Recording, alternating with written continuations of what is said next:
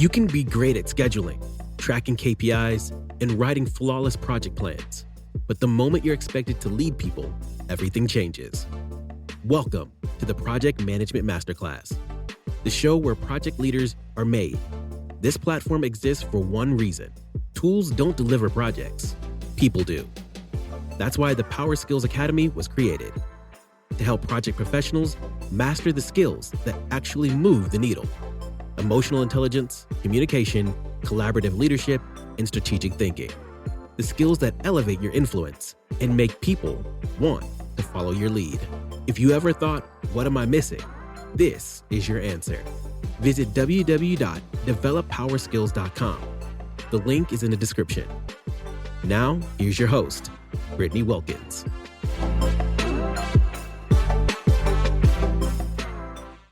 Great ideas are born in the mind, shaped on the whiteboard. But how are they actually executed? Not just with hope. As we know, hope is not a strategy or hustle, but with structure. And it starts with one powerful tool, the Project Charter. Welcome to Project Management Masterclass, the podcast where project leaders are made. I'm your host, Brittany Wilkins. Today's episode is for every professional who's ever had a vision, been asked to put something together, and found themselves staring at a blank screen wondering, where do I even begin? Can anybody relate? For this episode, I want to get back to the basics, get back to the fundamentals, and break down the foundation of all successful projects and where they should start or where they should begin at. The Project Charter. I want to talk about what it is, why it matters, and how to build one that can begin to transform those ideas into aligned, actionable plans. Within project management, there are 5 process groups: initiating, planning, executing, monitoring and controlling, and of course, project close. Developing the project charter is done during the initiation phase. Consider the project charter as really, it's your high-level blueprint for determining whether is a project viable, is it feasible within the current project environment. Within, we know every project has constraints, such as time, budget, scope, and resources. The project charter, the project on the page, should not just be considered just paperwork. We have to look at it as it really being our compass. It guides the journey from idea to execution. The charter gives all stakeholders really that shared vision of the projects. What is the purpose? What is the goals? And it enables those deeper, more focused conversation as planning progresses. But more than that, for me at least, from my own experience, the project charter, it really serves for me as kind of my baseline, really a reference point to really measure how the project has progressed, how it's pivoted, or how it's even adapted over time. As we know, things change quickly. And I stand on saying, without a project charter, you really have no clarity. And without any clarity, you really have no control.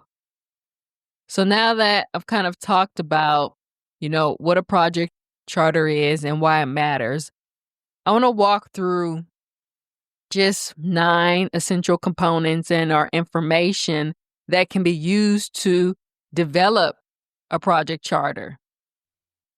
And we all know every company views project charters differently. So not all information is the same or utilized, consistently across organizations or even within organizations. But with these 9 components, at least want to just introduce them and just kind of talk through them and kind of use a case study that really brings all the moving parts together so you not only know what the components are, but how it truly can fit or how they fit into a project. So we are working at Lumen Joy Innovations, and our company is known for sustainable parenting products. One day, our leadership team greenlights a bold new initiative, the world's first solar-powered, app-connected baby stroller. What is the vision for this project? It's a stroller that charges itself in the sun, that has built-in safety lights, monitors temperature, and even lets parents charge their phone while walking in the park. Does this sound like a pretty cool product concept? But we all know innovation without alignment is just chaos.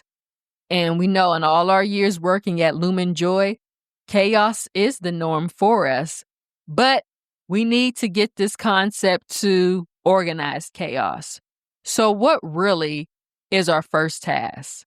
Our first task is to write the project charter. So where do we even start? Let's start with the basics and what's simple. The project title and description. The project is officially titled Design and Launch the LumaStroll. The charter describes this as a next-gen stroller, integrating solar panels with smart tech features for safety, sustainability, and convenience. The goal is to launch a working MVP in 9 months, just in time for peak stroller buying season for next spring. So consider this first section, project title and description. It really is the elevator pitch for the project. It should answer, what are we doing? Why does it matter? And it should also really signal the type of project we're trying to launch. Is it a new product launch? Is it a process overhaul? Is it a tech transformation? And really kind of set those early expectations. And we know LumaStroll will not execute itself. So on our charter, we should identify a project manager.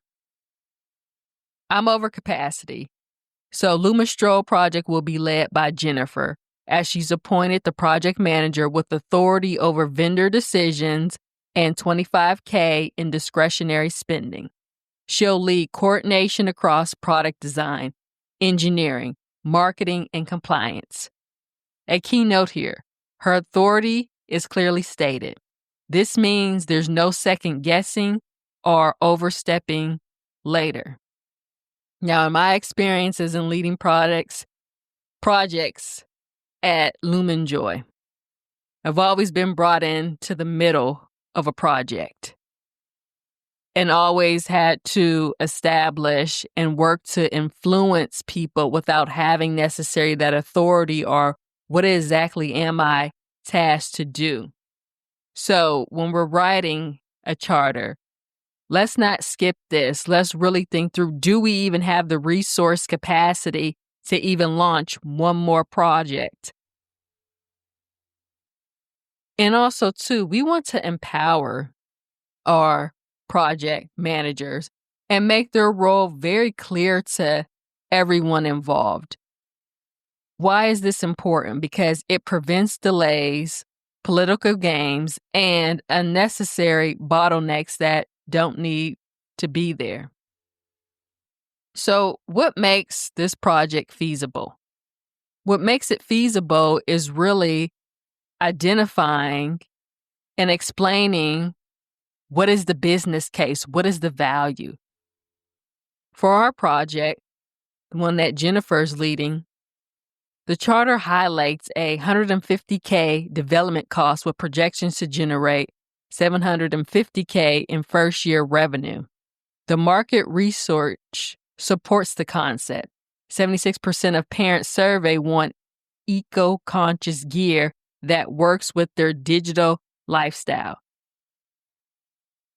So as you can see, really a solid business case connects the project to a tangible value. It's just not what the product does, but what it contributes to the company's bottom line and brand identity, but more importantly, the voice of the customer. The market is asking for this, so we must deliver. But how are we going to deliver?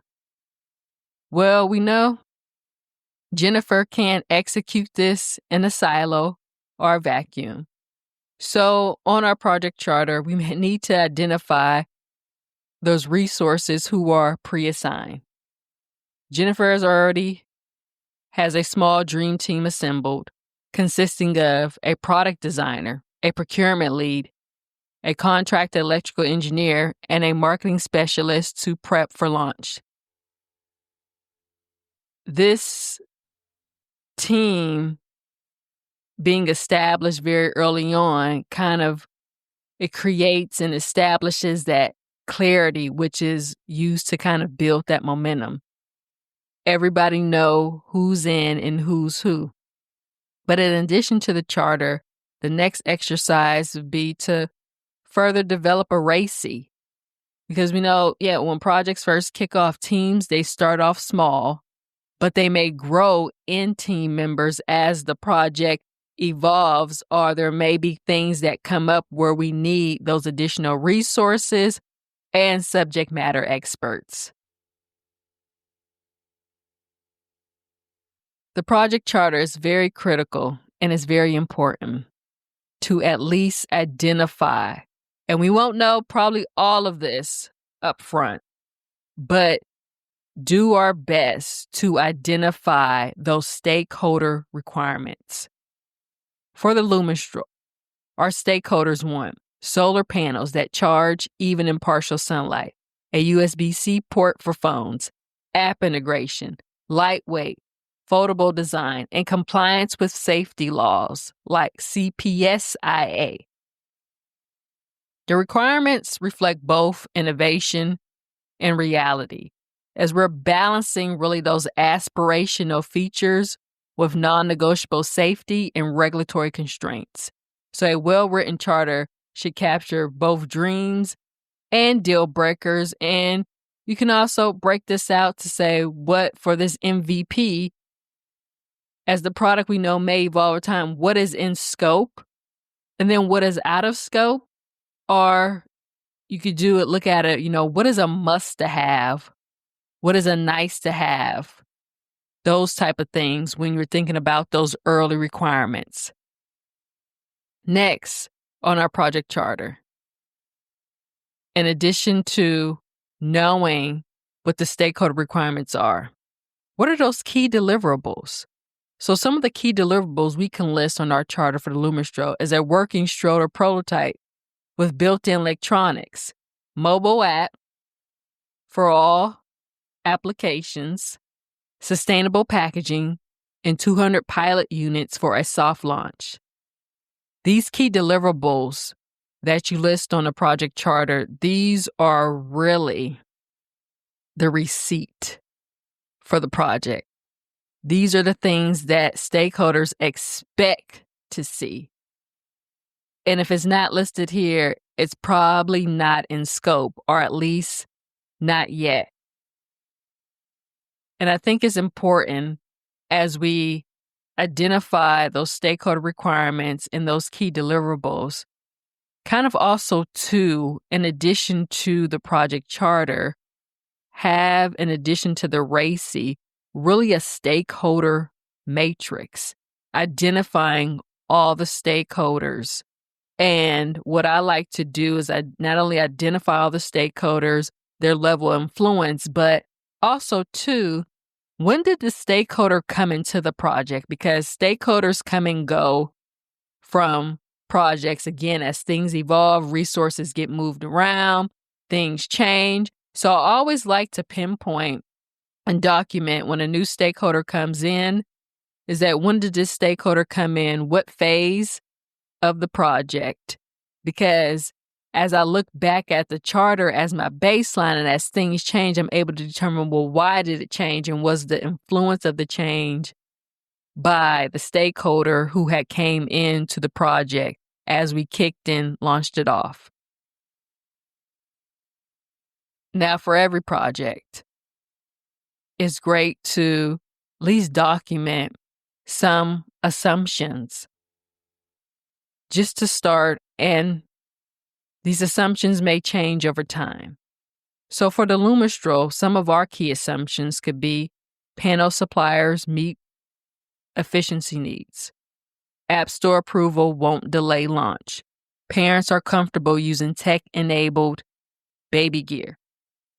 And maybe these assumptions could be backed by doing some data analysis or some studies and having those meetings to ensure that some of these key assumptions do not turn into risk, and those risks do not turn into issues.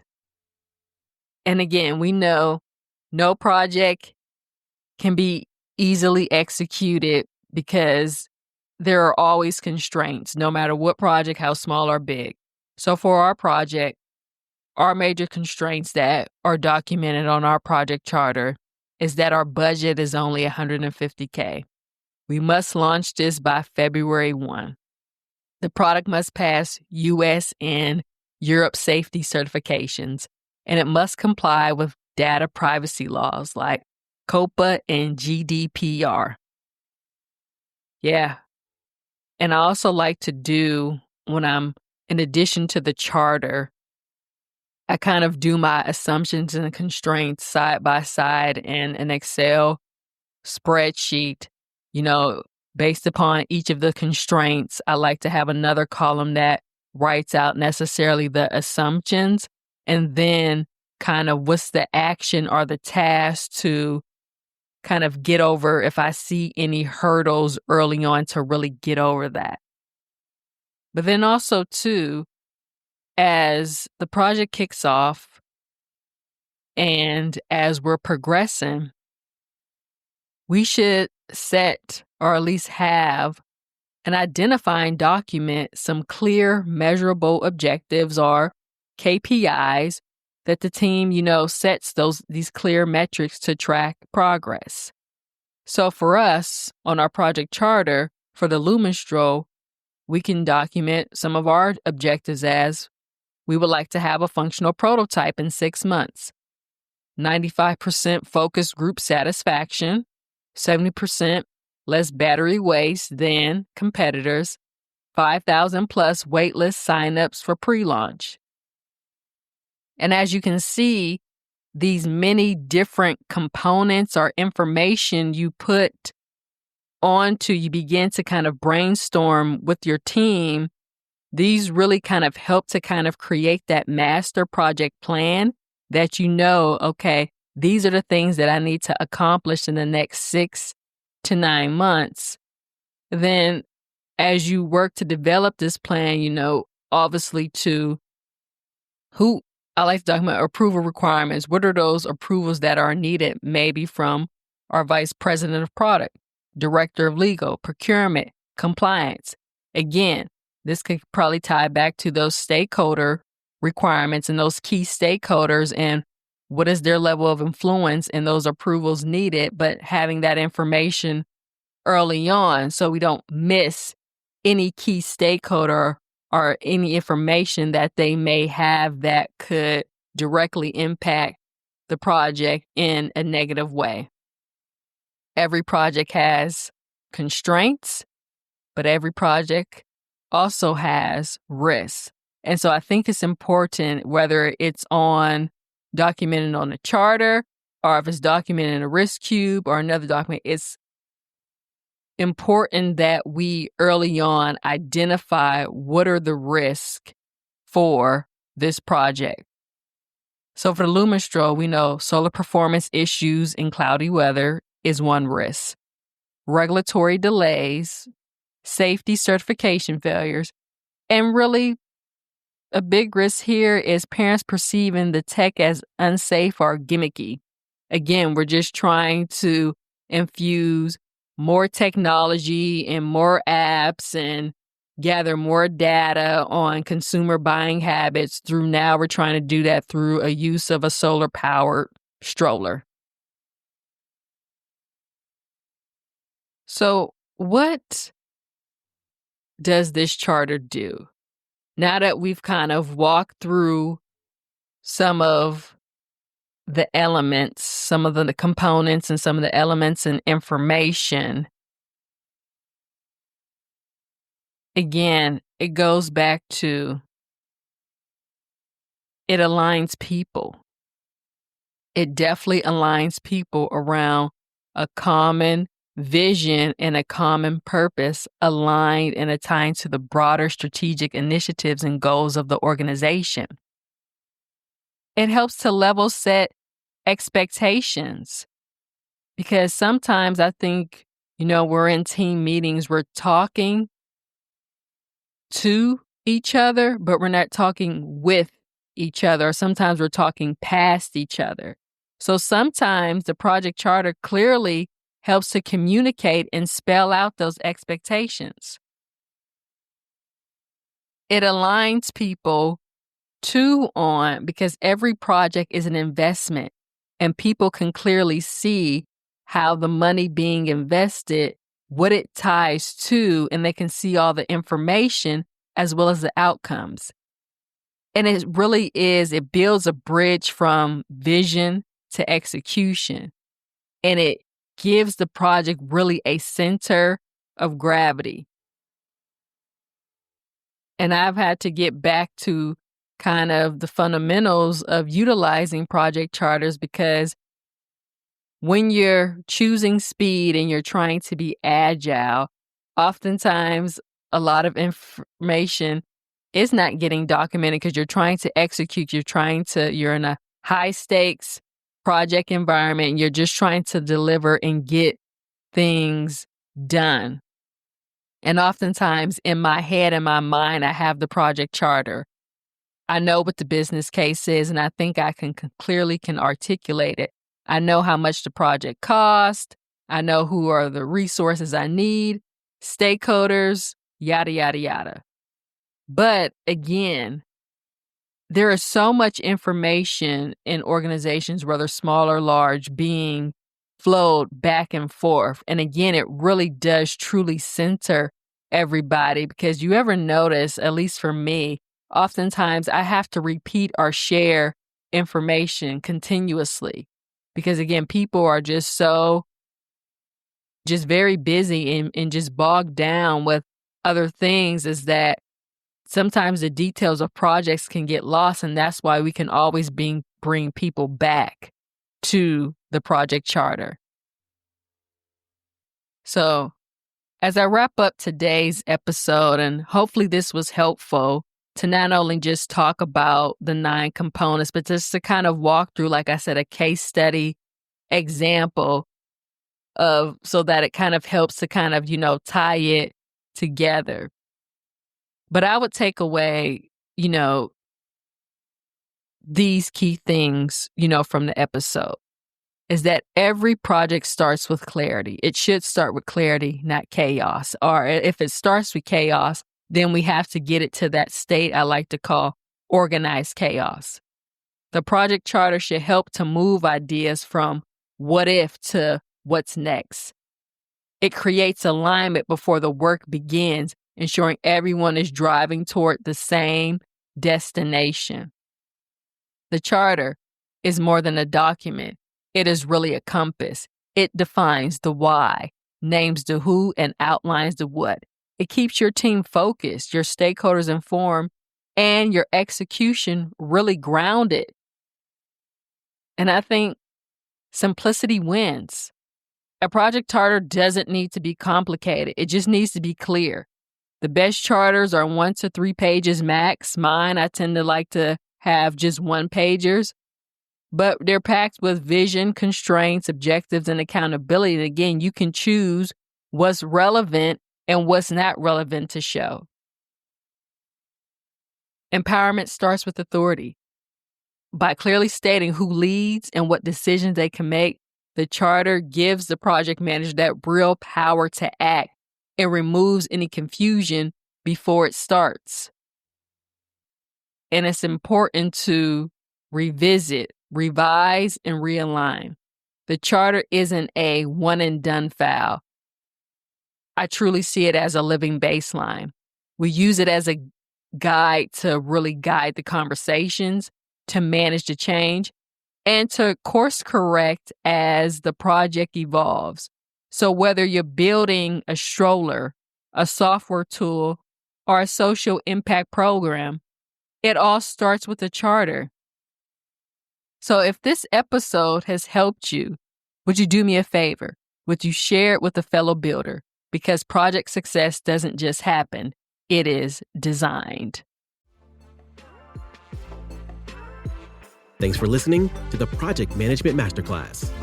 If you're ready to lead at a higher level, explore the Power Skills Academy and start mastering the skills that drive real project success. Visit www.developpowerskills.com. The link is in the description. See you in the next episode.